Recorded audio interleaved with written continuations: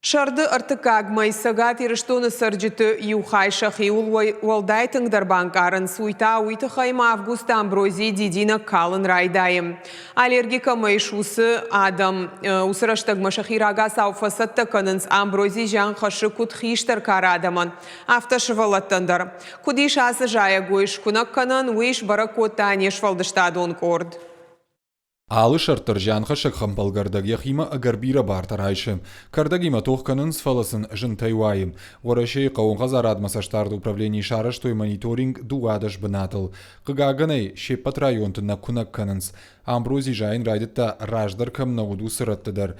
Жағам феагдоны. Аллергия камыш, удон маю ам шулафыдышты. На данный момент даже там встречается амброзия. Это связано с тем, что там проводятся какие-то строительные работы, и из транспортные средства на колесах завозят вот семена этого карантинного объекта, и, естественно, они там остаются, и поэтому там тоже началось распространение. Амброзий ба тоққанын қауиды жарды кагнау фалакуд адуидакта штонгаяштай гербицидтай пырхкангая. Автомой шыгда котой калинины номал вынжы сапаркиш заужи қауы уи. Борьба была проведена методом скашивания. На данный момент проводится облагораживание территории.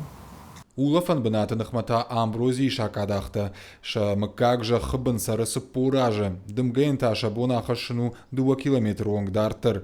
Специалисты хаштамгашка у аппаты сарт комдар жайы гойты ю. Как это, в лесу я нахожусь. Неприятно очень. Пока муж живой был, вот здесь порядок наводил, а осенью сжигал траву вот эту.